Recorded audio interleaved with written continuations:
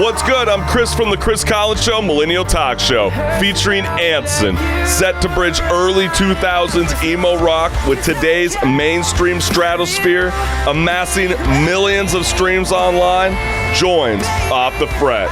More music talk. What's good, listeners? Our guest joining us from Los Angeles, California is emo rock act Anson. This is Off the Fret. More music talk. How's it going, Anson Lee? I'm great, man. Happy Thursday. Man, it's so good to be able to catch up with you after a year since you've joined us for a Strike a Chord segment on the Chris Collins Show, Millennial Talk Show. So what's new as you got a glass of wine in hand? Too many things, man. Too many things. Wow, it's been a year. That trips me out since the last time we did one of these. Thanks for having me back. Yeah, I mean, a lot of new music things, a lot of writing, a lot of kind of forming and storming of some new ideas for this project, and taking life as it comes and trying to focus also on just being happy, which is a big needed thing. Do you feel like that's because of the pandemic keeping us in isolation that you feel like you've had these times to kind of look back on your career? Because you've been almost a decade in the game. Yeah, no, it's been a long time, dude. Yeah, I think definitely, for everybody, COVID was like this apocalypse, and it made everybody have to take a moment and just be at home, reprioritize things, figure out their lives a little bit more. And for me, I was grateful for the time. A lot of things changed, a lot of things haven't as well. And I'll say this: it's been a year of clarity, so I'm very grateful for that. Absolutely. And I know we'll definitely be revisiting where you are in current times, but I want to talk about your humble beginnings, because from an early age, who inspired you to create music?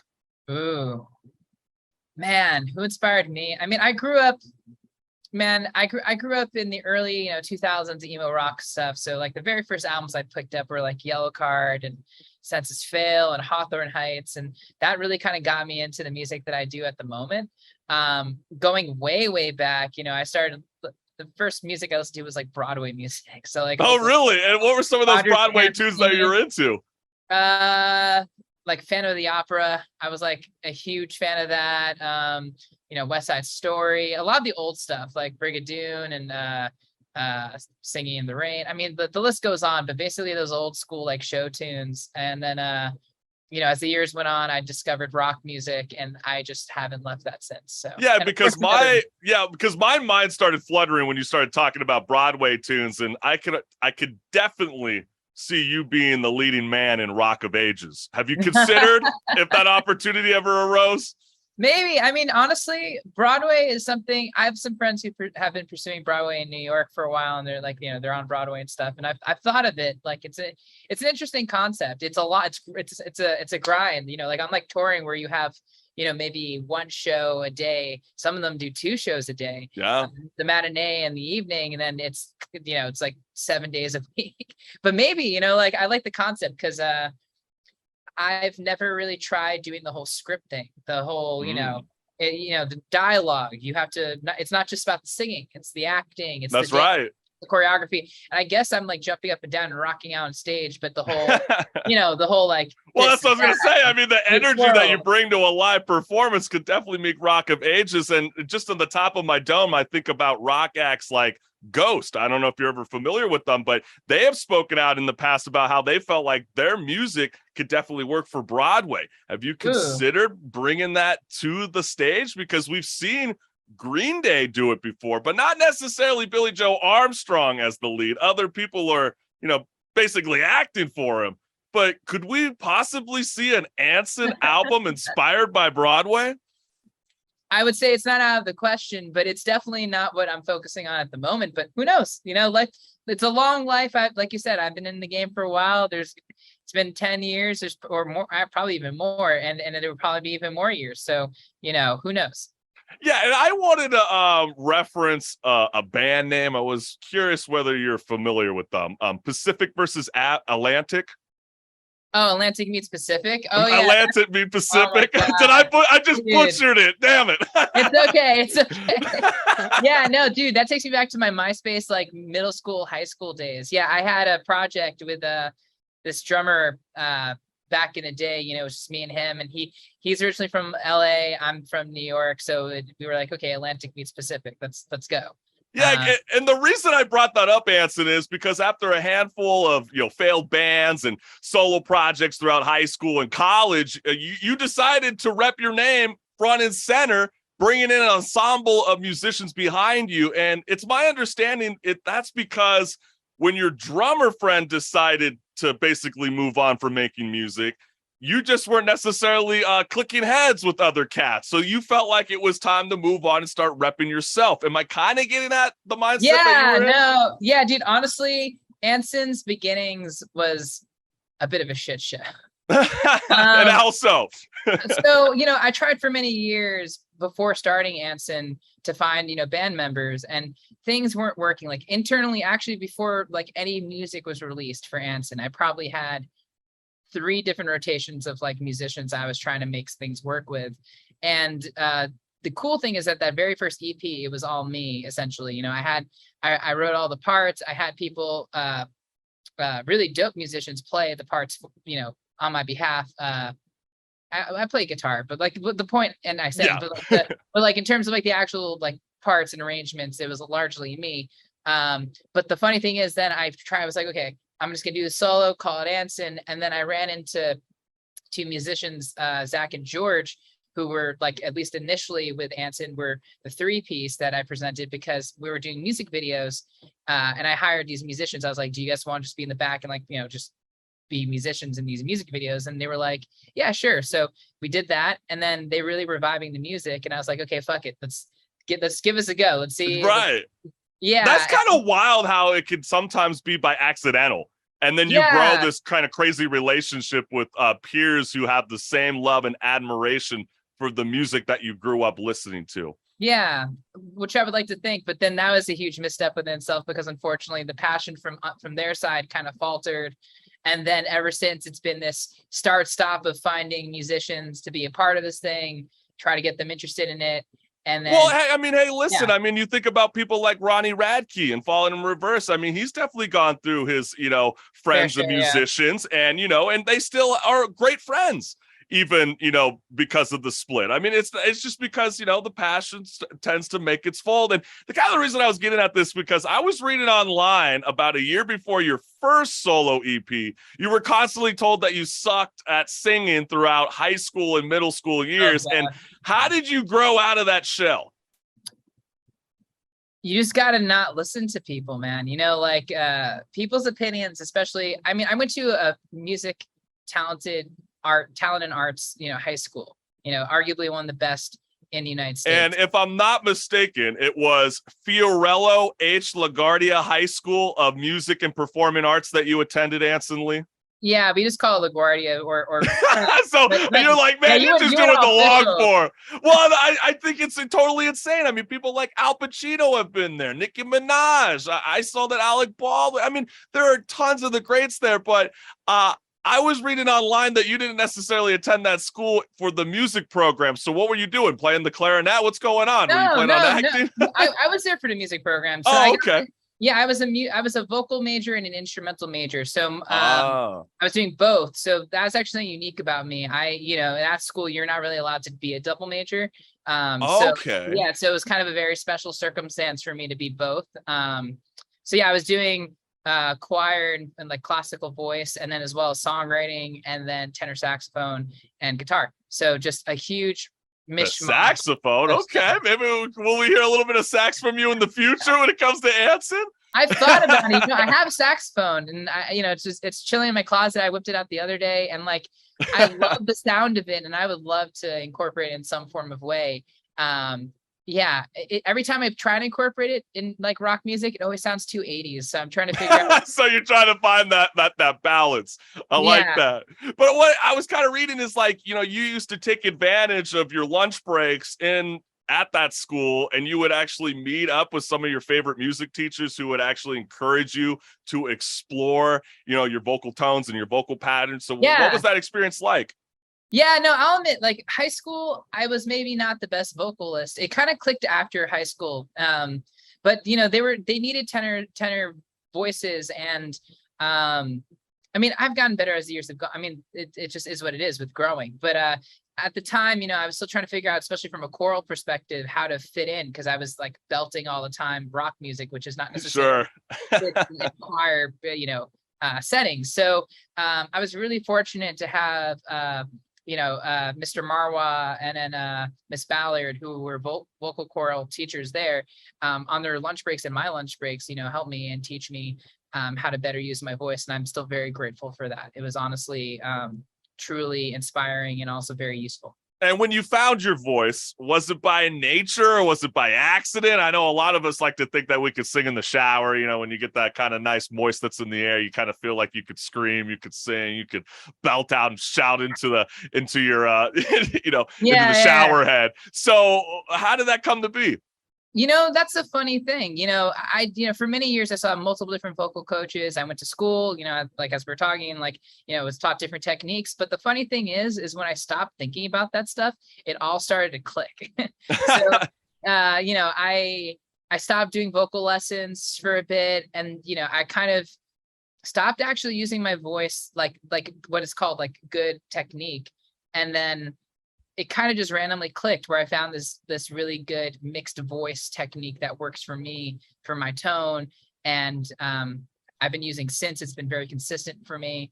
And that's a whole thing within itself. We're going to talk about techniques and stuff. But the one thing I've learned from that is just being natural. Like, it's good to have those techniques in the back of your head. It's good to know where to put things in the mask. It's good to have those for reference. But when you think about it too much, you kind of like, I don't know, entangle yourself with all these different things that you have to watch out for: posture, breathing, support, you know, where you're putting everything, resonance. And it's just, you just got to let go and just kind of feel from the heart what's going to happen. And that is honestly what really clicked for me.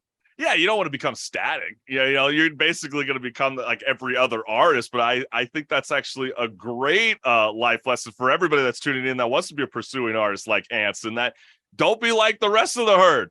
Branch out. I mean, it's always good to learn those good techniques, but you hear it first from Anson Lee. I think that's a great message to send. And we're about to play your music video and the title of your EP, To Be or Nothing at All, which has me pondering. And I'm sure you've been asked this question numerous times, but I need to know personally. Is there any correlation with William Shakespeare and that title of the EP? a little. Like, for me, you know, I've always been an all or nothing kind of guy. You know, and with Anson, I was the reason why I titled it that was because the song is about struggle and me, you know, really wanting to pursue this as, you know, full time, and also pursue music in general. And it's always been this kind of like, I almost feel like, what's his name? Sisyphus, who's like the guy like with the rock, pushing the rock up the mountain, in Greek mythology. So like, you know, it's been a burden of love, but you know, I keep doing it because I love it, and I'm all in. So I love that, man, because I know it's been a couple years since the release of your first EP, where it was inspired by your self-doubt and the constant search for self-identity. And have you found it now, or has the pandemic got you soul searching? You know, the funny thing is, I think that the pandemic really helped with that. That is actually something that I think that I have a lot more clarity on what my identity is now. And now it's just been a lot of exploring that and really diving into it. So I'm really excited for what's to come. Well, expound on that. What have you found during the pandemic? I don't want to give away too much because there's a lot that's going to be distilled pretty soon. But when you say that, do you mean by a new record that's in the works? Yeah, there's a new record in the work. I mean, we could talk about album too, all you want, in terms of the process, because it's been quite something. Because I started the process maybe a year and a half ago now. Okay. Of trying, and I'm assuming you've had the luxury to be able to kind of sit on that new music because of the delays of the pandemic. Am I correct? Yeah, I'll put it to you this way: there are more songs that I have demoed out than songs that are currently out. Oh, that's fun. Yeah, like by twice the amount, I would say. So, you know, it's a luxury, I guess you could say, but I'm very eager to finally release something that I truly feel stands for the identity of what I am, because there's just been so many, you know, during that experiential time of, you know, the pandemic, there's been a lot of things I've tried, and there are all some great songs, and maybe they'll come out eventually, but It was really hard to find and identify, okay, what is Anson? What is this next record going to be about? Hey, well, Off the Fret listeners, definitely keep a lookout for Anson's new music because you're hearing it here first. And I know this EP, as you stated, was a testament to the fact that you can't live your whole life stuck at the crossroads. So for anybody that's coming out of this pandemic, as I'm sure there's a lot of people that are like, hey, go back to college. Hey, get back on your 2 feet. Go get a job, that are kind of pondering what they're going to do in life. What is that message that you want to say to the Off the Fret listener? Life is short. When you're on your deathbed, you're not going to be thinking about any of that. You're going to be thinking about, the time you spent with your family and your friends. You're going to think about what you've accomplished in this world. And if that's your 9-to-5 job, that's great. That means that you found your calling. But if it's not that, and if it's art or a different walk of life that doesn't necessarily fit in the colors of what, the typical society is, that's okay. Pursue that. That's what life is supposed to be, at least in my opinion. I mean, honestly, who am I to know what life is supposed to be? No, I think you pretty much hit it on the nail. I mean, I was sort of thinking, when you're living it up in your 20s, for example, millennials, that's the time to kind of explore and fail 9 out of the 13 times, right? I mean, you need to kind of figure out what you want to do in life. And let's let the music speak for itself, because I know Anson's music is what's good. So let's showcase to the listening audience Anson's music video, To Be or Nothing at All, live on Off the Fret. I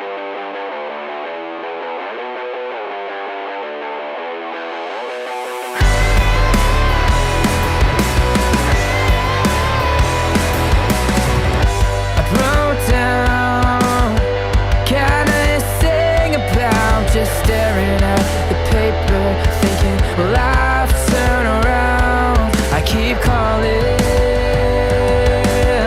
searching through the distance, is anyone listening? Sometimes we all need a second to breathe. I was never the best, and never was the best. Never claimed to be ahead, and never had a chance, and never had a chance.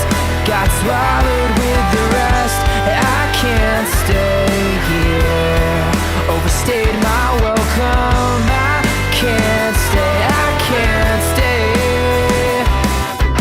Take away my heart and leave it bleeding, tear it all apart. Don't keep me waiting for it. Why should I try for this if you won't stick around?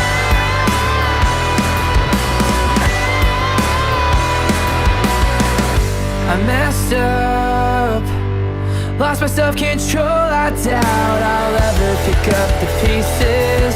The flooring just gave out, and I'm falling. Too late to catch myself and hit the pavement. Sometimes we all need a second to breathe. I was never the best, and never was the best. Never claimed to be ahead, and I can't stay, I can't stay. Take away my heart and leave it bleeding, tear it all apart. Don't keep me waiting for it. Why should I try for this if you won't stick around?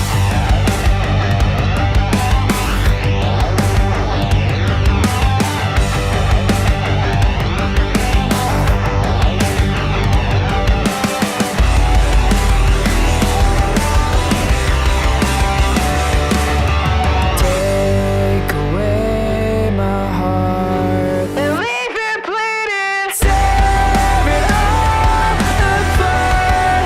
Don't keep me waiting for it. Why should I try for this if you won't stick around? Yeah.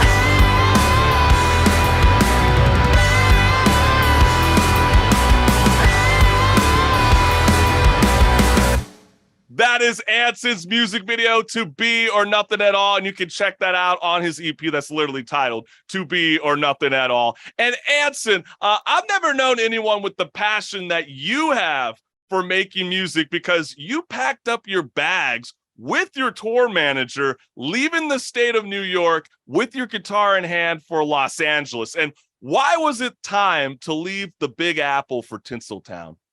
For Tinseltown.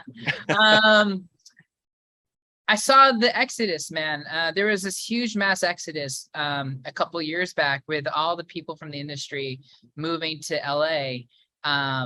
And I was just like, okay, if all my connections in this network and at the labels and everywhere is all going to LA, clearly there's a reason why. New York City, I feel like hasn't been the same since, which is funny. But what also is funny now in LA, I'm seeing this migration of people moving to Nashville and that's so crazy that you said that. That's been a heavily explored topic that we've been having in the year of 2022 on the Chris Collins Show, that like Nashville is now becoming like this new mecca for music when originally it was only seen for country music. But are you now seeing that if you want to make it big as an up and coming artist, you kind of have to move with the tides? Yeah, I mean, if you're up and coming, yes. If you're a little bit more established, that's not necessarily.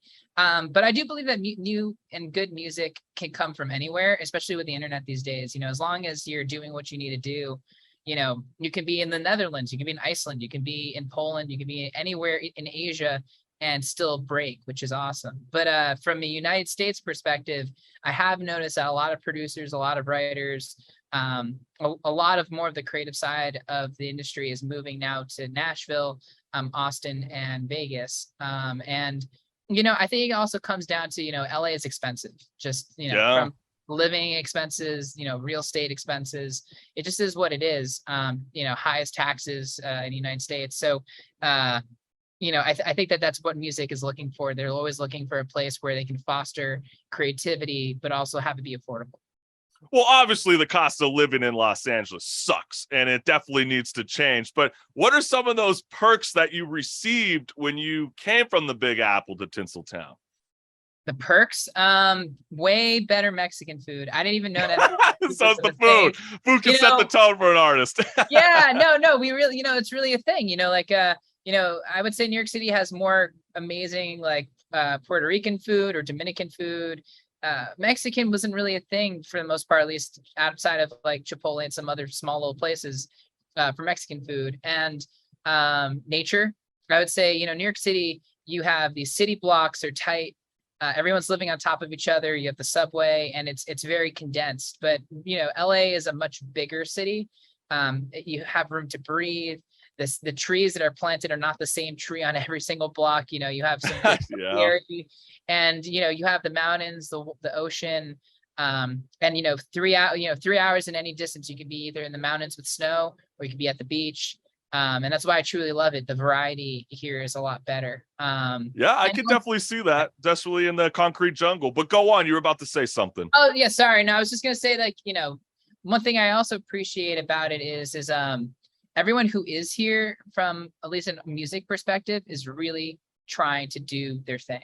And it's really cool to see that, the hustle, it's something I really respect to the peers that I know in my community.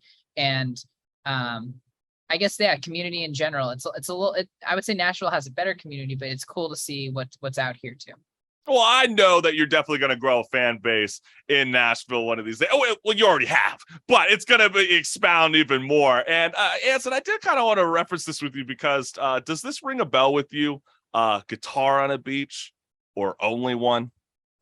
Only One? Oh yeah, that's a song I wrote a million years ago. Wow, you're going deep. You're going for the deep cuts. So, and the reason I'm bringing that up is it's my understanding that when you first were pursuing music, you saw a commercial that aired on TV of a man playing a guitar, and you asked your dad if you can have that same instrument, and that's how you picked up a guitar. Am I correct on that? That is true. No, that is true. Yeah, no, I was 5.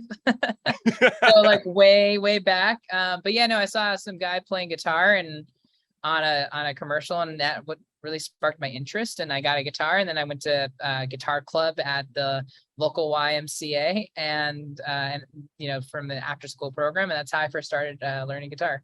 And the reason I bring that up is because I always find it fascinating to explore an artist and how they first got into their songwriting process. And when I was reading about you online, there was an article that you kept stating that, you know, you started writing, quote, simple songs in 4th grade. And what do you mean by simple songs? Were those power chords? Or you learning your basic bar chords? I mean, talk to me. Simple. Well, the very first songs I wrote, like ever, were note based on the guitar. So more like composition instrumental pieces. Okay. And then from there, what I would do is I would take songs that already existed, like an Eminem song or something, and I would rewrite the lyrics to my own lyrics. So that's kind of like the 2 ways it started for me as a child. So, but then as time grew, you know, I started learning chords, and then I started writing songs with chords in them. I don't mean to cut you off, but is that a common practice that a lot of up and coming artists learn? Because we were talking to Stephen Blake from Animal Sun in our last Off the Fret episode, and he had a similar tactic that you're doing, where he would actually look up the top 3 Billboard 200 songs and reword them completely. And it's like what you were just saying. You used to do that with Eminem's Without Me by replacing all the lyrics with your own. And I guess to make this different a little bit from what I asked with Stephen Blake, why rap songs instead of rock and roll songs?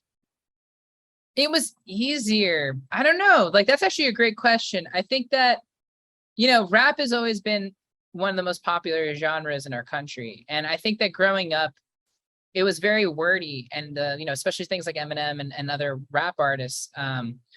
It was just a lot to, you know, it's more, I would say more meat to play with. So I think that's why I gravitated trying to do that. But I also tried doing it with rock songs too.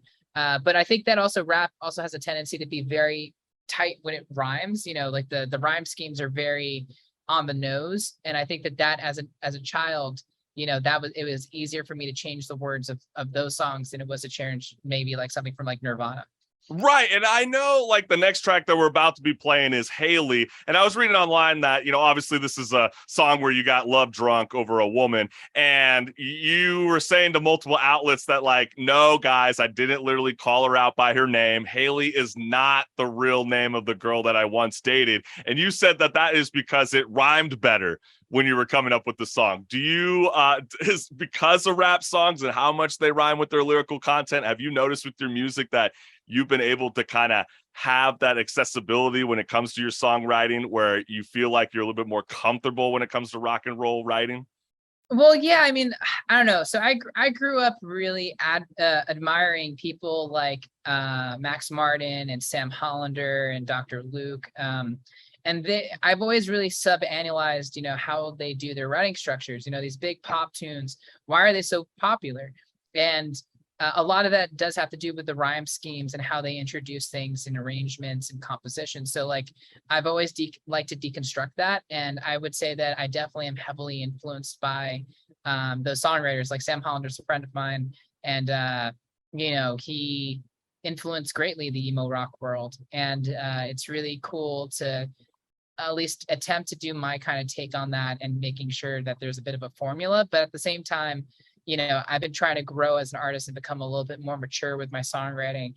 So some of that's definitely is prevalent, especially with the new music, but I'm trying to also, you know, not necessarily rhyme everything like Haley and Baby together. So. Yeah, right. Leave it a little too cliche. But there's a quote from you online talking about your songwriting process, Anson, that reads, quote, "For a smaller room, I write sadder songs, and in a bigger room, I write poppier songs. And it also depends on how well lit they are." And I loved that you said this, because I was thinking about a recent clip that was circulating on the Howard Stern show when he was interviewing Pitbull. And a lot of Pitbull's famous tracks are not recorded in a studio, believe it or not.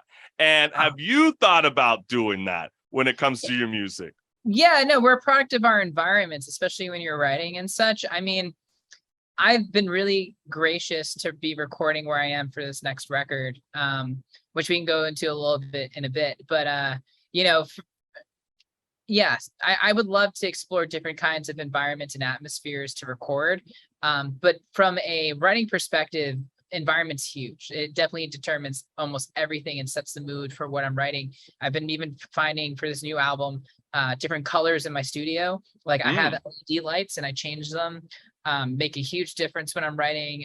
Being in my living room with like, the shades open and having light being drawn in makes a huge difference. The size of the room, it's interesting, but you can only, it's not like I have like a room that's like 60 feet tall. Sure. I would love to explore that too, but generally for me, I like writing in rooms with taller ceilings, and I don't like writing outside, but who knows, maybe I'll And do you like writing music with people? Because I do know artists, like that do become solo and do gather an ensemble of musicians behind them. Do feel like I gotta have my moment by myself, even when we're in the studio together. And how do you see yourself with this second LP making new music?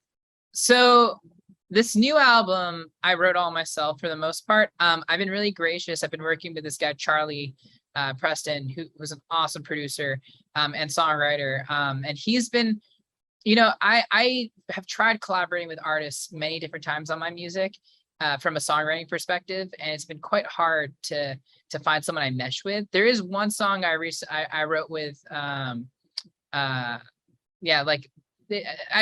like a handful of songwriters that when I write, and then most of the time it doesn't. So I latch onto those people a lot. And then a lot of times I write the full song, and then I have people, what I like to call like editors, that clean it up.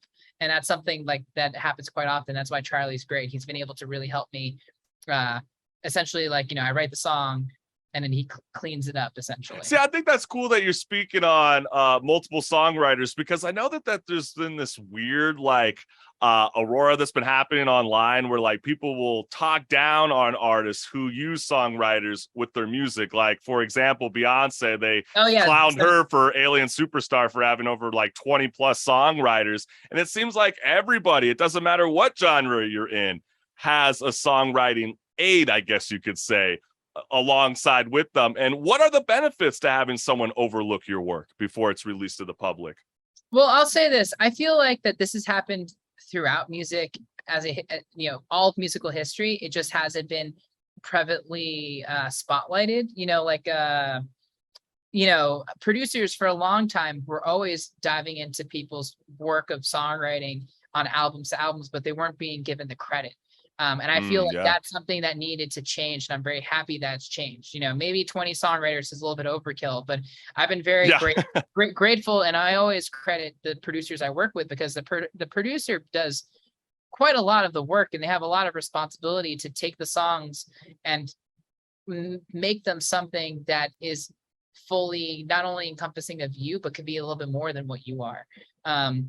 And with their own take. And so, I think that the benefit is, one, it's the synergy of making something that's not necessarily entirely you, but something with you two combined of flavors to make something great. And then at the same time too, just having someone looking over your shoulder, reading the things that you're doing, the melodies that you're making, and telling you, what, maybe, like they have like a bit of an outside perspective, they're looking at it like a fly on the wall. Like maybe that's too on the nose, or maybe that is just a little like, that could be a little bit cleaner or better, like as a songwriter and an artist, you get in your head a lot. So it's cool to have an outside feedback person to just be like, okay, is this working or not? That's a beautiful thing, to have that kind of connection. I'm so glad you clarified on that stance, because I don't know why it's been so ugly to even have your favorite artist even be collaborating with another songwriter. I just think it's so silly. But Anson, we're about to play the lead single to your EP, To Be or Nothing at All, where your track Haley has amassed over millions of streams online. I think that's totally insane. So congrats, my man. It's really, really catchy. And I have to kind of tease you a little bit, because, when you were first in the dating scene, as my dad puts it, were you thinking with your little head, or were you thinking with your big head when you got into a relationship with the so-called Haley? Oh man, this person was probably within I would say the biggest impact on me from a sexual nature. So I would say both. But I would say the heart. There can't be both. That's the thing. Yeah, you think with your little head or your big head. It sounds like the little head. This is high school, so you take from that. Right. But Well, it's all no. good. I mean, we've all been love drunk. And when you wrote about Haley, when I spoke with you a year ago, my man, clearly you're not in that phase anymore, because when I spoke with you, it sounded like you were in a great place. And have you fixed your ways, or has nothing changed? I fixed my ways. If not totally fixed, in the process of being fixed, I would say, I'm very blessed. I have an amazing girlfriend who, we've been together now for over 3 years, about to be 4 years. We live together, and, things are great. So, I'm very blessed. And definitely high school Anson is not around anymore.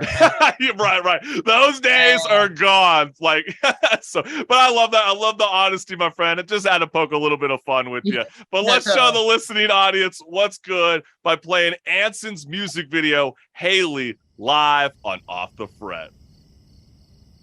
Can you be quiet for a little longer? I need to get my head straight. Now all is screaming and it's fighting, it's not gonna solve anything. And I swear I'm sorry, but you don't give it down. No, you don't give it down. You hold your hands to your face, I can't believe we got this way. Cause yesterday was perfect, and you know I love you, but I guess the season's changed. And I'm searching through my mind to find the right words to say, to make you wanna stay. You're halfway through the door.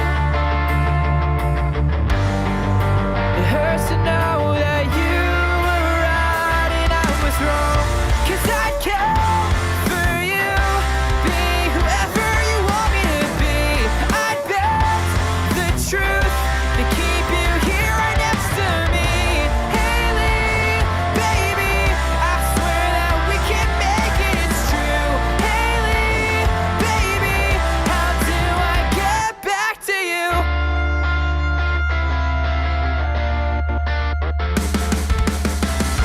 Start your car and drive away. I stare at the floor as you escape. Now the world's dimmer and I'm feeling sicker with every mile that you take. And I'm scared to find out that you're forever on a holiday, and nothing would be the same. And you're halfway through the door. Yeah, it hurts to know that you were right and I was wrong. 'Cause I'd kill for you, be whoever you want me to be. I'd bet the truth to keep you here right next to me. Haley, baby, I swear that we can make it, it's true. Haley, baby, how do I get back to you?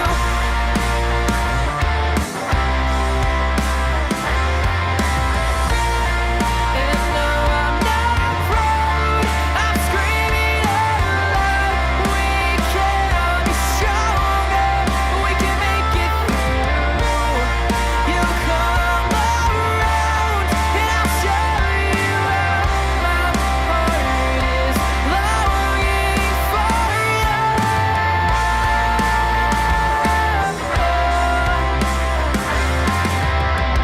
'Cause I'd kill for you, be whoever you want me to be.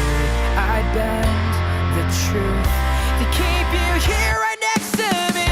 'Cause I'd kill for you, be whoever you want me to be. I'd bend the truth to keep you here right next to me.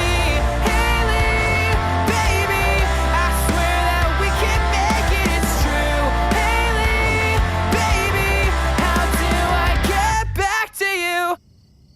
That was Anson's music video, Haley, live on Off the Fret. And Anson, you have spoken up about the lack of diversity in the emo rock scene and how there are very few Asian Americans in the rock industry as a whole. And I just saw recently that you were on playing a show in LA recently with Carry the Day. I could think of the vocalist Christopher, and you guys were on the same lineup. And I kept thinking, yeah, that is so true. I don't see as many Asian American vocalists reaching the big stage when it comes to this rock industry industry as a whole. So how do we break down those barriers where the music industry generalizes and splits people of color into stereotypes? You tell me, man. I'm still frustrated with this. It's something that, I'm like, where are you guys at? I think it has to do with our culture and society. Asian culture doesn't necessarily look that prominently on musicians, so I'll give it that. But at the same time, I really do feel the emo rock scene has been very unwelcoming. I've constantly felt like the black sheep, and it's cool to see some inclusion starting to happen, especially with some, I would say, black artists. There have been some Latin rock bands that have been kind of coming out of the woodwork too, but Asian Americans or Asians in general in the emo rock scene outside of One OK Rock and Hoobastank, I have no idea where you are. So like, right. I'm laughing because it's so sadly true. And have you ever thought about how you could reshape the emo rock scene with your culture? I would love to do that. The problem is that it's all about packaging these days and how things are seen. And unfortunately, it's a very much, the emo rock scene is very much a white male, fully encompassed market. And, I think that until the gatekeepers are open to letting this happen, I don't think it's going to happen. Do you think radio stations play a factor in this? Because I know Rolling Stone recently dropped an investigative report where some of your major radio stations were being held hostage to record labels to be like, hey, for example, put that Panic of the Disco single back on track. But we just played it like an hour ago. They're like, no, you keep it spinning because we need to amplify it high on the Billboard charts. Like, where's the room to find those new indie artists today? Do you think it starts with radio stations, or do you think it starts with the record labels finding those individuals that are already at the forefront today? I think it's, radio and payola, we're not going to get into. It's a whole conversation within itself. But like, I don't think radio really has the power it used to have when it comes to breaking things. I think it really comes now down to, Spotify and the labels. And there are a lot of great artists out there. I would say that Asian Americans, we're few and far between, but there are some really great ones that are doing good work. It's just about having them be amplified, not to toot my own horn, but myself. It's been hard. And, I've seen this time and time again in the industry. One of my hardest moments growing up was there was this amazing Hawaiian girl. I'm not sure what the proper term for Hawaiian people are, but okay. Oh, I guess Hawaiian Island, Pacific Islander. Excuse me. Island. Gotcha. Yeah. Yeah. Right. Word. Okay. Sorry. No, you wake up. I even had a brain fart. No. But she is amazing, and she was supposed to be the next Britney Spears. And it was back when I was doing my high school days of things, and this management company I was signed to, they had like Red One and Earth, Wind and Fire and Kelly Clarkson and all these people. Okay. And she was signed to them too, and she was amazing dancer, amazing singer. Absolutely incredible. And I was listening behind closed doors, them talking about her, these label A&Rs, and they basically said that no one's going to follow a non-white Britney Spears. So wow. It's just, it's a hard world that we live in. And like I mentioned, until the gatekeepers are willing to let that inclusion and that diversity happen, I don't think it's going to happen. Yeah, I think that's a very real thing that you're saying, because even when I first started the Chris Collins Show, for example, Marissa Pitts and I, my co-host, we both understood that people want to put a voice to that face, and people are judging you by your image and not the musical quality. That just sounds insane, Yeah, no, it really trips me out. Music has not, in my opinion, music has not been about the music for a long time now. And that's something that, as much as I want to change it, I know that it's not going to change, but I'm going to keep holding the torch and doing what I'm doing, because I have certain beliefs, and I have a certain, things that are true to my core of value, that I don't plan on changing anytime soon. And I just hope that the world hears my truth, and there's a community for that, because that's what the world has a community for everything. And I'm just hoping, I'm not doing this for fame. I'm not doing this for success. I'm doing it because I truly love the art and the craft, and where that leads me, we'll find out. But, this needs to change. And I just hope that people, Yeah, take it I'm making a seriously. change. Yeah, you vote with your dollar, people who are listening. Right. And I think this is actually a great segue into what I was about to bring up with you right now, Anson, because, Sure. you said music hasn't been music recently. And I was reading online that you described Anson as, quote, offering a bold blend of catchy choruses and deep lyrical content to bring a refreshing sound to an aged genre with hopes to rekindle the love of emo rock to fans who have strayed away. And you sound a bit like Gene Simmons here. I'm not going to lie. So I'll let you have the floor. What do you mean by aged genre? Ooh, we're getting wordy. I mean, yeah, I don't want to sound like Gene Simmons, man, but like, You're like, man, you just broke my heart. No, emo music has moved away, and rock music in general, it's moved away from the VFW halls, and now people are playing stadiums. Some people are playing, pretty big shows these days. Sounds like you're talking about people like MGK. Do you feel like people like MGK are kind of like not making the emo rock scene what it used to be? I mean, where are those $20, $40 tickets, where you used to be able to see your favorite emo rock act? I have a respect for MGK for the sole fact of, while I don't necessarily listen to his music, I find that what he's doing to push the algorithm and what favors of consumption of today of listeners, it's very smart that what he's doing. He's constantly pushing out music constantly. And that's something, I'm actually thinking about doing myself, about pushing music, but the quality needs to be there.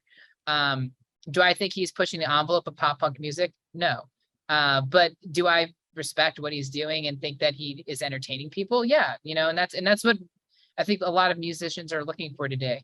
It's not really. So what's making it an aged genre? Is it the cookie cutter style of like, hey, let's have our intro or verse or pre-verse and then a chorus, and then after the second chorus we get a little mini breakdown and then back to the chorus? Is that what you're talking about with aged genre? Everything's so predictable with musical arrangement? It's both. I mean, I just feel like the story is kind of getting old. You got these young rock musicians who are trying to like just sex, drugs, and rock and roll, which is cool, but there's also still a lot more culture to be shared. I'm tired of dumbing down lyrics, like everybody listens and reads on a fifth grade level these days. Whatever happened to the beauty of the English language? I think people like to mimic Blink-182 sometimes a little bit too much. Do you feel like some of these up and coming bands do that? Well, I mean, Blink-182. Don't get me wrong. I mean, they're super iconic. I love Blink-182, but like, doesn't that get old after a while? Yeah, exactly. No, that's what I'm trying to say. When I talk about an aged genre, I guess that means it's aged ideas. It's a very this genre of music has existed now for decades, and there's cool to see the retakes of it and people fine tuning it and doing what I like to call the fast food version of things these days, but whatever. And when you say fast food version, explain yourself. What do you mean? Are you talking about where artists nowadays are starting to MIDI their drums? Are you? I mean, a mixture of that, but it's just the quality. I mean, the quality of the lyricism, the quality of the melodies, the quality, like, I get it. There's only so many chords and so many notes in Western music, but at the same time, though, there's so many different stories we can tell. There's so much more depth we can attempt. But yeah, to the quality of like MIDI drums and such, I mean, yeah, that's a thing too. But I really think it's more about what are you trying to leave on this planet? What are you trying to say? And, people forget songs now so quickly because they really don't stand for anything. And, if you look back at like the greats, I mean, there's a lot of greats. I mean, I don't want to, toot anyone's horn necessarily. But I'm sure that you grew up on some greats that have obviously stuck with you. And what are some of those great artists that have really impacted your musical career? Well, from a longevity perspective, some people I've always respected is people like, oddly enough, like the Beatles and Billy Joel. Think about it. Some of these, the Beatles have been gone for years. Not saying that they, if you look at Spotify monthly listeners, they're still trending decent. There's not, there's a bit of a loss happening now, I think, with new music being overtaking. And there's just so much more of it these days that the algorithm's just trying to feed that to it. But there's all these amazing songs from the decades before that still ring true. Maybe it's because there was less competition back then. Maybe it's because they've had a lot more time for the songs to churn in people's ears, and now they're just accustomed to it. And now there's like what I would like to call standard tunes. But at the same time, they're great songs, and there's still great songs being made today. I'm not saying that there isn't great music coming out today. There's some amazing tunes that will definitely be remembered for decades and maybe even centuries to come. But my big take is that a lot of the music today, there's a lot more supply than there is demand. And there's so many artists making songs. I forgot Spotify like released a thing saying like, I think it's like 1 million songs a day are being uploaded. Yeah, exactly. Like it was like 0.3 seconds. There's a song always dropping. So since I just farted right now, a song just got uploaded to Spotify, literally instantly. I mean, isn't that kind of insane? Yeah, no, exactly. So you get what I'm trying to say. And like, I just, as much as it's cool to have that barrier of entry to be an artist, happen, because I do believe that anybody should be given the freedom to at least try to become an artist. But in terms of the quality of the music that's out there and what's really pushing the envelope, it's very far and few between. And I guess that's what I mean by when I say an age genre. I look forward to the day that people stop having to work for the algorithm, but instead work for themselves. Yes. Preach it. Preach it, my man. We definitely need more artists with your kind of mindset going into the business. And I mean, since we're kind of parlaying, the music industry into this kind of conversation, what have you learned from the music industry that no one told you about? Ooh, there's so many things I would like to say that I cannot say at this time, but I would say because of what? Because the new backing ventures that you got associated with your new LP? There's a lot of things I just can't disclose at this time, just for a lot of different reasons. Some of them. Okay, fine. Then I guess we'll revisit with you a year from now. Yeah, no, but like I'll say this: it's a jungle, and you just gotta not let it wear you down. It's a marathon, not a race. And I would say stick true to your music instead of trying to cater and pander to the industry. There's a lot that I feel like it's lost in these days and gets washed over because it's all about how many TikTok followers you have. Yeah. Are you trending? What's your social engagement? But I do feel like, the industry is a hard place to navigate in general. And it's just, you have to find your people, you have to find your community, and you have to find people you trust. And I'll say this, in the music industry, it's a land of vultures and thieves. So you have to be very careful about who you trust.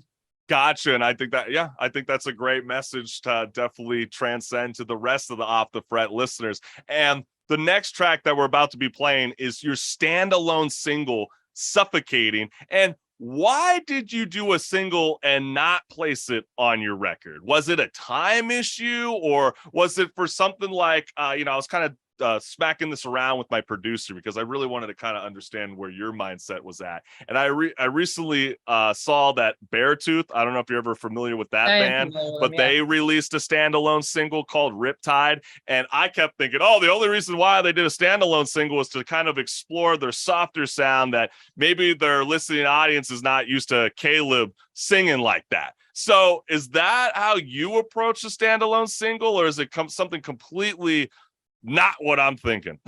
No, you're kind of close. I mean, at the time there was a lot of things going on. I signed a distribution deal with a different company, and I wanted to see how like one release would go about with that company. But at the same time, it was also, there's a lot of things, but also on top of that though, is testing something new, something a little bit darker that was not necessarily what the initial debut EP had, and seeing how people felt about it. And then on top of that, I was also in the process of introducing new members to Anson, and that was actually one song that we all worked on together. Cool. Yeah, so there was there was a guy named Rob and a guy named Niles and another person named Evan who helped me write the arrangement of Suffocating, not the song lyrics or melody, but the arrangement. Right. So I was like, let's go in the studio and just, try this out and see what happens. And it was really cool what happened together. But after that, it kind of all dissipated. So that was kind of like another reason why I was like this standalone single. Okay, well, that all makes sense. And what was the message that you wanted to convey to the Off the Fret listeners when they listened to this track, Suffocating? I was in a really, really stressful place, and I felt like I was, I running out of options of things to do, and I felt like, I was suffocating. So I would say, I think that's a very real thing with a lot of the youth. I mean, now we're hearing more days that people are having that anxiety. because of a social media presence. And did that kind of parlay with it, or was it something that was completely different? That's why I'm not very on social media these days. I find it very very detrimental to my personal mental health, and I just don't find it conducive to human society and a benefit. There's a lot of good things about social media, about connecting with people, but I honestly feel like there's a lot more negatives than there is positive these days, especially of how exploitative it is in many different ways. But well, yes. Stranger Things star Millie Bobby Brown spoke about the dangers of being on social media, and she actually decided to be completely off social media. And I feel like for an artist like you have to rely on social media, especially with the new Pew Research study that just came out saying that YouTube and TikTok dominates the landscape nowadays. So as much as you hate being a part of it, how do you encourage yourself to keep pushing? Because I'm not going to lie to you, Anson, when it comes to even the Chris Collins show, I sometimes hate waking up every day and thinking, oh shit, now I got to jump on Instagram story and TikTok just to be able to give a shout out that we got a new interview going. Like even that becomes a burden. So how do you kind of knock out those cobwebs and get back into moving that soul train? I mean, honestly, I've been really debating about this for quite some time, and I don't know. I personally, it's a balance. I think that, the algorithm though, likes consistency. And so it's been like this weird thing of like, okay, how do I kick this back up? How do we make this consistent? And I'm still trying to figure that out, but there's a lot of cool things happening with AI these days that are making things a lot easier for content creation. So maybe there's a world in that, but I honestly could care less about social media these days. I do agree that we need it, but there is a world I feel like where we don't necessarily need to cater entirely our whole lives, the hours spent creating content and doing this to make a following. I think that good music does prevail. There are a lot of artists out there, fewer than people who are just constantly, posting constant barrage of content, but there are some that are just making music and it just is good, and the algorithm's favoring it on Spotify or wherever have you, and they have the right people in the right places that are pushing it, and it's successful. So I think it's a mixture. Well, TBD on that one. I'll get back to absolutely. Hey, no problem with that one. And let's let the music speak for itself. This is Anson's standalone single and music video, Suffocating, live on Off the Fret.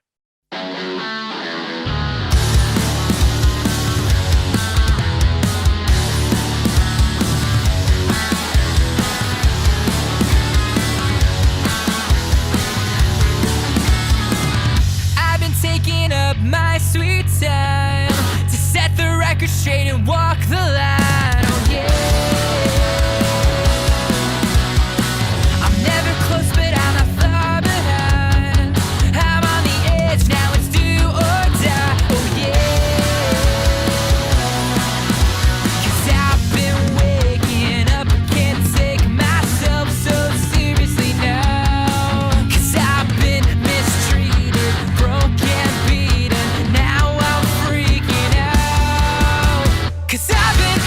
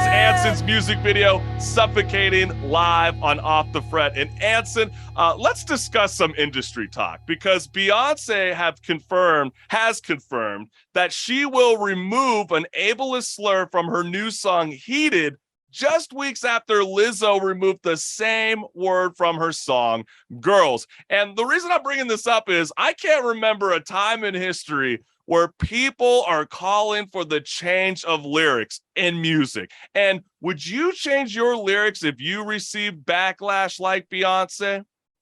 It would really honestly depend on the lyric. You know, I tend to put a lot of thought into my lyrics before they ever reach, listeners' ears. So it would really be very situational, but there's a lot of people out there these days that are trying to cancel people, and there's a lot of anger, and I really just don't understand. Like, it's music. when did music ever become this thing that people take so personally? So that's kind of my take. Yeah, no, I totally agree with you. And I feel like, to follow up on this, do you feel like Beyonce is either tone deaf, or do you feel like the world has gone too sensitive? Because when I read the song, when she was, singing spazzing on that ass, I clearly was like, I think we all know what she means. It's like literally a dude that's getting Beyonce's ass twerked on his genitals. Okay. That's how I took it. And he is spazzing on that ass. All right. It's funny, right? But there's a small community in the disabled community, which I totally understand. When you use that in a slang, yeah, it's totally unacceptable. But I think we all knew, because like the last I recall, spaz used to be like, oh man, that guy's spazzing, that guy's going crazy. Like, it never was meant as a derogative slur. But nowadays, in the year 2022, people feel that way. And do you feel like Lizzo had to jump into action on quickly because of, for example, she's nominated for a Golden Globe for her new show that's been airing, and Beyonce's got a career span of like this, when Lizzo is just getting started and hers is like this. So do you feel like people like Lizzo had to speak out and immediately jump on it, compared to like Beyonce? It took her like 3 days to change the lyrical content, and she has songwriters for her album. So where were the backlash for people to go after the songwriter and Beyonce if that was truly the case? So I guess what I'm trying to get at, is she tone deaf with how the music industry is moving, or do you feel like she should have stayed her ground and just said, this is the music, just live with it? I honestly am unsure. I mean, Beyonce is, I would say, one of the most pivotal artists of our time, from a genre perspective, and how long of a career she's had. She's definitely influenced so many people and society as a whole. 3 days, you mentioned that's something that stuck with me for a second, because how long it takes to re-record a lyric, have it be mixed and mastered, and then distributed to, a streaming platform. Probably, I would say, even if everyone was going at the speed of light, it's like as fast as they go. And, 3 days is probably around about, right. So yeah, that's true. And I'm not really familiar necessarily with the situation as much as I would like to be. So I would say I'm not as informed, but fair enough. I think that people like to jump on the hype train and like to create controversy. And that's something that, maybe behind the scenes, maybe there's something else going on that I don't know about. This has been widely done a lot in the music industry. Create controversy about something, let it blow up. People are aware of it. People listen to it. So maybe that's something that's going on. I don't know. But, I would say the one thing I would say is music it's what do you make of it? And you can't take it that seriously, like if you don't like the song, just hit next. There's millions and millions of other songs out there right now. And, whether Beyonce should have stayed her ground or not, I don't necessarily can say. I think that's up to her and her belief system and her view of how her fans reacted to it. But Anson, the next song that we're about to play is the live rendition of Runaway during your takeover streaming concert, celebrating the release of your first LP, A Note for You to Find, where you sing in the chorus, quote, "And I've tried changing, praying my life's not wasted, driving through this town I've hated, hoping I'll run away." So what's the backstory? Oh man, okay. This is my last job I worked at. I was working just so often, the 9 to 5 grind. And, you know, while LA is not a town, you know, like it took me back to a lot of those pop punk songs where everyone's just talking about hating their town. It's just a thing. Every year, right. Yeah, I hate this town. It's so messed up. Yeah, Like, I exactly. can't Insert remember. every generic pop punk song out there. But you know, like that song has a lot of truth in it and things that I still feel to this day. You know, I feel like. Do you think it's dangerous to stay stationary? Like where people are so afraid to leave their hometown? Because like honestly, like even during the Chris Collins show days, like we're even exploring options and like possibly this show might be shipped off into another state. And sometimes I'm so fearful for that because I'm so used to being close to my parents and my family and friends. And like, do you think like, yeah, you have to crawl out. You got to get away from what's making you what you are today. I think that to be static and to stay the same is not only impossible, but also will be detrimental and fatiguing to your life.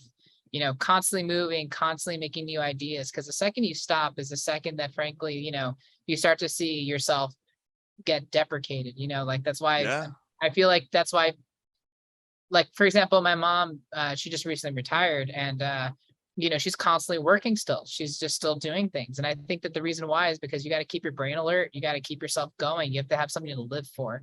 So, you know, and getting outside the box and getting out of your comfort zone is something that I'm always trying to do because I think it makes you better. It makes you more diverse. And you really learn from those situations about what you like in this world and what you don't, and maybe expand yourself in ways that you never really knew existed. So, yeah. And have you felt like you ran away? I'm getting there, Chris. I'm getting there. We're getting there. But hey, let's let the music speak for itself. This is Anson's live performance of Runaway from his takeover event that's available on his YouTube channel. But you're going to see it here right now on Off the Fret. More music talk. So let's roll the clip. Take over, how we feel tonight?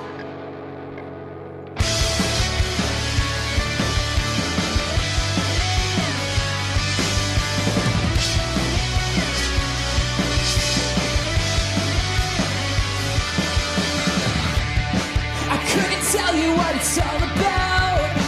I keep trying, but it never comes out. Losing hope around the holidays.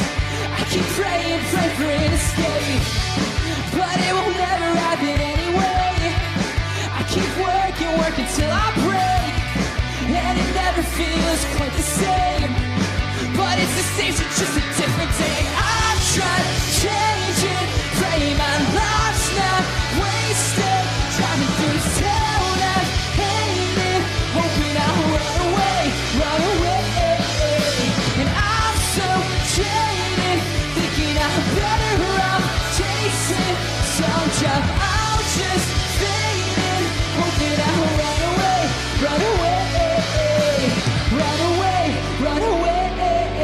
Oh!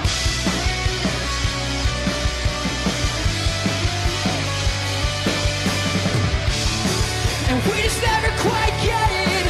Make the right choice and never get it right. We drink the night away to feel like we're living. Yeah, it's the only thing that gets us by. Paycheck and your patience gone. Your last $3 you spent on my songs. In a jukebox with all your friends. Yeah, you'll never learn. No, you'll never. And I'll try to change it. Pray my life's not wasted. Driving through this town, I hate it, hoping I'll run away. And I'm so jaded, thinking I'm better off chasing some job. I'll just fade it, hoping I'll run away. Let me see those hands.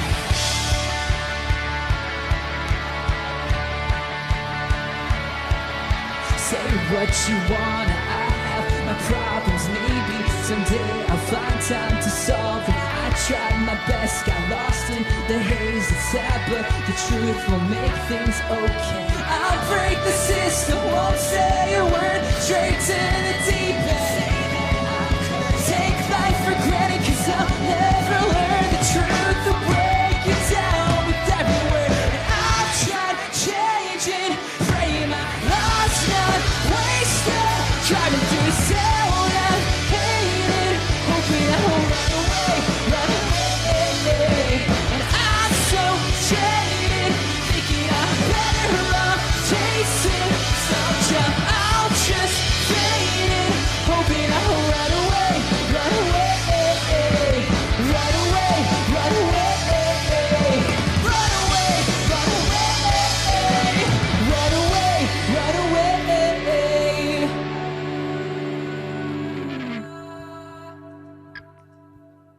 This is Anson's live performance of Runaway, and you can check out that song on his YouTube channel along with the rest of the live performances from that event. And how did that get started? Because I loved that during the pandemic, a lot of artists like Motionless in White I can think about, Lamb of God, Fallen in Reverse that I referenced earlier. They all did sort of like this metaverse or either live performance in a digital format for their fans. So how did you get inspired to start this?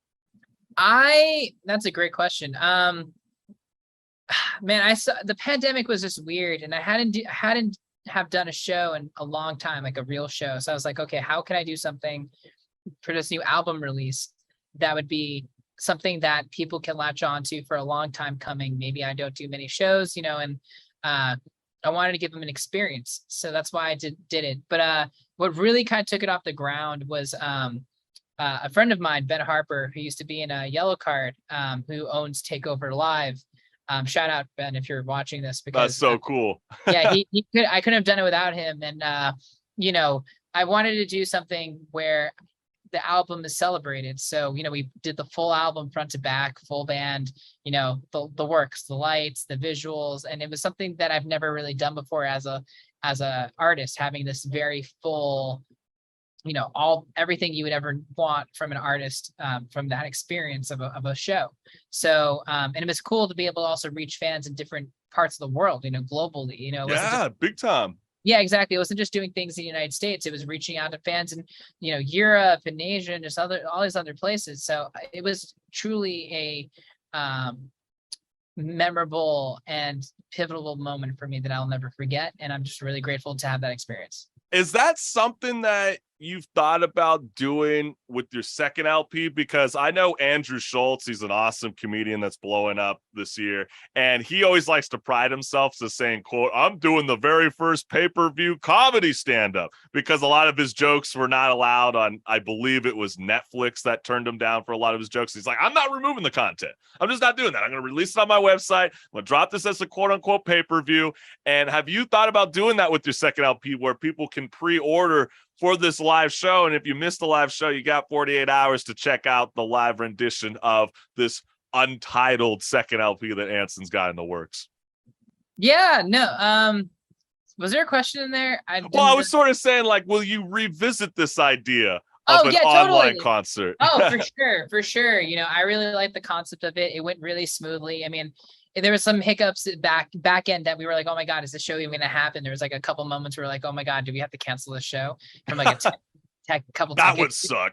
Yeah, I know, it was super scary, but honestly, I'm grateful for everyone who played with me on the show. I'm grateful for the crew that was there, and everyone who made that thing possible. And everyone who came and made it such a cool experience. It was something that I will cherish forever. And I wish in the moment I was more, in the moment, because stop it. I mean, anybody that just saw that performance just now knows that you were very much into it in the moment. I mean, I felt that energy. I wanted to be in the room. Well, I guess what I mean is, like, you're there and it's a big moment. And I wish that there was ways that you could savor it more in those little, I always feel like sometimes that, like, there's this big, awesome thing happening. And then you're like, man, I wish I could just be in this moment just for a little longer, just so I can remember it a little bit more and just be washed over by it or something, like truly. Well, I think maybe one of the missing elements is not having a live audience while you're there, and you got like a camera that's a big crew. one too. But I still would do it again, like it's cool to have that documented. It's cool to have shared those moments with people. So I definitely think we would have it again. That's totally cool, man. And I know, let's switch topics, because I definitely want to talk about your first LP, A Note for You to Find, where you describe this record as an extensive look into your personal life and journey. And how so? Because it seems like every record that you have is a new chapter in your world. That is very true. No, it's very much fully encompassing who I am as a person in my life. A Note for You to Find was a little bit of a darker era for myself. Just the topics that are about in that, and then just what was going on at the time. A lot of just still trying to find my identity. I think, from a first LP standpoint, I think that it's definitely something I'm still proud of. But looking back on it, I think that there's still a lot of room for growth. the experience itself was kind of a painful one. You know, getting it all down on paper.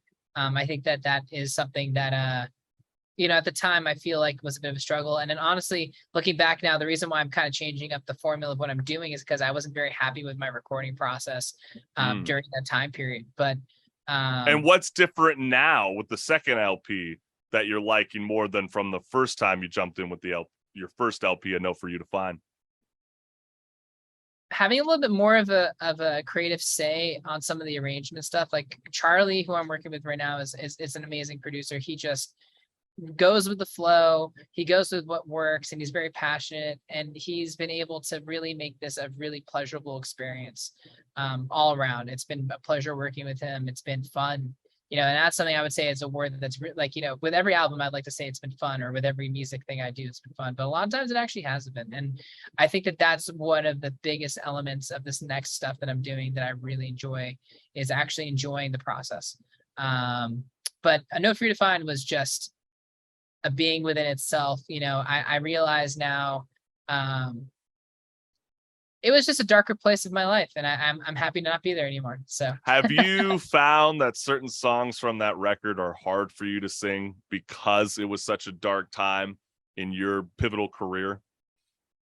Yes and no. I think it's more of like, I just don't really like, I'm going to be honest, I don't really like the album as much as I thought I would. You know, I put a lot of work into it, many hours and years into it, and it's kind of not my favorite. There's a couple songs that I really fuck with, but outside of those, it's not entirely my favorite. And that's why I'm working so hard on this next record to make it exactly what I want to be remembered for. Are you going to be exploring some of the same sounds that you had with the first LP, or is this second LP really going to branch out into a new frontier that no one has heard or listened from Anson Lee? Yes and no. It is, I would say it's maybe a little bit more alt-rocky. Okay. But at the same time, instead of less dark and hardcore rock, maybe, but this is, it's still Anson. It's just a little bit more refined in a way that I feel will fit the music a little bit more. I think what Anson is saying today, I think, is so self-explanatory. And let's go ahead and show the listening audience what's good by playing Anson's live music video, Tightrope, live on Off the Fret. I walk on a tightrope, praying for an ending. I can't keep pretending that I'm fine, 'cause shadows cast over me like a Wednesday, and none of my Wednesdays feel right. So tell me how long should I wait here? So tell me how long till I break? 'Cause I can feel the weakening in my knees. I'm setting a lot of time falling into shore, and all of my secrets that you keep, it doesn't make sense anymore. It doesn't make sense anymore. It doesn't make sense anymore. It doesn't make sense anymore. It doesn't make sense anymore. I'm not here on the weekends. Maybe we can be friends. We share the nights till the break of dawn. We dance until the last day. Lighters and tracers are ringing my ears, got me begging for more. So tell me how long should I wait here? So tell me how long till I break? Weakening in my knees. I'm setting a lot of time falling into shore, and all of my secrets that you keep, it doesn't make sense anymore. It doesn't make sense anymore. It doesn't make sense anymore. It doesn't make sense anymore. It doesn't make sense anymore. I stayed up high. No, I don't know.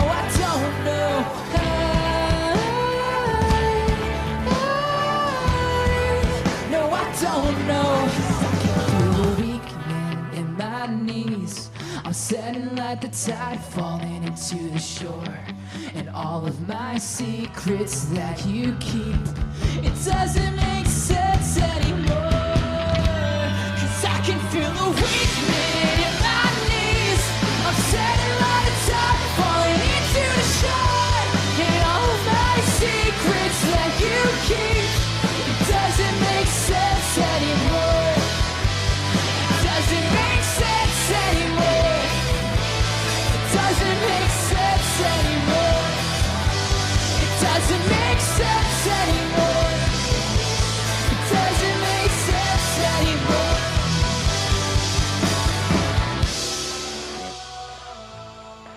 That is Anson's live music video, Tightrope, and you can check that out on his album, A Note for You to Find. And Anson, before you leave, I want to read this tweet from Tory Lanez, rapper Tory Lanez, that he wrote a year ago, and you were sort of touching on this same tone or matter. It's crazy, quote, music hasn't actually been sticking lately. Like all of our favorite artists, music is not lasting with us longer than 4 to 5 months. Real music must come back into play, real emotion, less repetitive and redundant. And how is Anson doing that with the new music in your work? Yeah, I'm definitely bridging that gap. I mean, and breaking that mold. There's a lot of new songs I can't wait to share with everybody. And I'm trying my best to do that within my own different way. I agree. Music's been very cookie cutter for a bit. Like I mentioned, fast food. So I'm hoping that this next music that I release is, at least for everybody else, find that it's not that. And when can we anticipate to hear new music from Anson? I mean, do you have a roadmap? Come on, you gotta like tease some of the audience right now. They made it this far in the interview. Yeah, they made this far. Need to know what's good. There will be 3 new songs. I don't know when they're going to be released necessarily, but it'll be the first 3. Like right now, I'm in the studio recording the first 3 songs of the album too. Dope. It's going very well. We're almost done with them. They should be wrapped by the end of the month, and we'll see where they lead from then. But like I mentioned, like wintertime, New Year, like what are you thinking? I think the goal is for New Year. That's like the real push. So like, just sit tight, fam. Yeah, and I've been toying around with this idea of releasing a song. I mean, we'll see if I can. I mean, there's enough songs, but like a song a week for a year. But that would be a lot of music. So I don't know. We'll see. Well, I mean, you've explored cover tracks in the past. Maybe you could do a mix of both. Kind of. Well, I have enough originals to cover that. Holy moly! Yeah, that's what I'm trying to say. I have enough songs that I've written for this new album that could technically cover that. Will it happen? Who knows? But we'll find out. Hey, well, you definitely got to follow Anson wherever you are on audio streaming services and social media today. And thank you again, Anson Lee, for joining Off the Fret. More music talk. Make sure to check out Anson's most recent album, A Note for You to Find, out on all audio streaming services. And where can the listening audience follow you on social media? Anson Official. All the user handles are that. So if you know how to spell official, you're good to go. Let's get it, baby. A-N-S-O-N, you're good. So check me out. Thank you for listening, and thank you, Chris, for having me on, man. Hey, rock and roll, and thank you again for joining Off the Fret. Peace.